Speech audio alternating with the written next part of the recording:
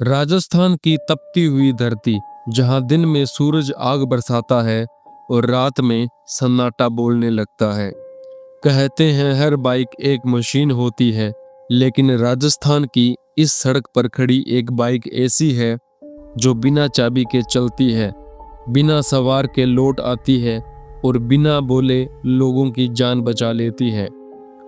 रात के सन्नाटे में जब यह बाइक यहाँ दिखाई देती है तो लोग रफ्तार नहीं बढ़ाते, बल्कि अपने हाथ जोड़ लेते हैं, क्योंकि इस बाइक के पीछे एक ऐसा रहस्य छुपा है जिसे आज तक कोई पूरी तरह समझ नहीं पाया। यह कोई आम मोटरसाइकिल नहीं है, यह वही बाइक है जिसने पुलिस थाने के ताले तोड़े बिना बाहर निकलना सीख लिया और हर बार उसी जगह पहुंच गई जहां एक कहानी अधूरी रह गई थी। एक छोटे से गांव में एक साधारण सा बालक जन्म लेता है। उसके जन्म पर कोई भविष्यवाणी नहीं हुई, किसी ने नहीं कहा कि यह आगे चलकर इतिहास बनेगा।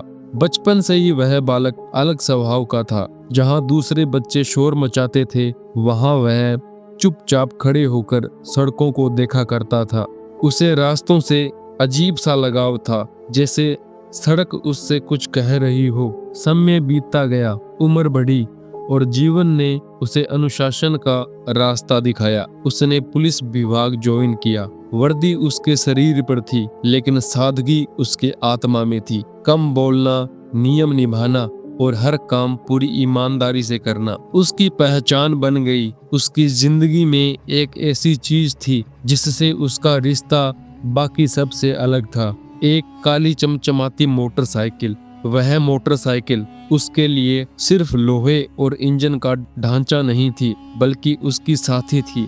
गांव वाले कहते कि जब वह बाइक पर निकलता है तो रास्ते अपने आप शांत हो जाते हैं। फिर वह रात आई जिसने सब कुछ बदल दिया। साल 1988 की वह ठंडी रात। वह ड्यूटी खत्म कर अपने घर लौट रहा था। सड़क सुनसान थी, हवा ठंडी और चारों ओर अजीब सा सन्नाटा पसरा हुआ था। न कोई जल्दबाजी, न कोई गलती, लेकिन एक मोड़ पर किस्मत ने उसे रोक लिया। एक तेज आवाज, एक तेज झटका और सब कुछ हमेशा के लिए शांत हो गया।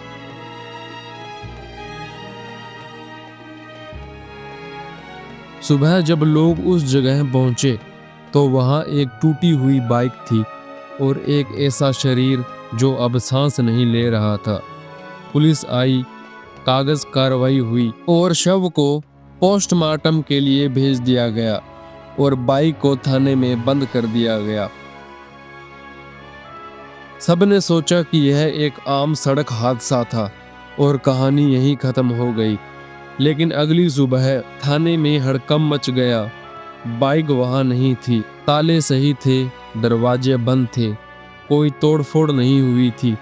फिर भी बाइक गायब थी। कुछ घंटों बाद खबर आई कि वही बाइक उसी जगह खड़ी है जहां हादसा हुआ था। पुलिस ने इसे किसी की शरारत समझा और बाइक को फिर से थाने में बंद कर दिया गया।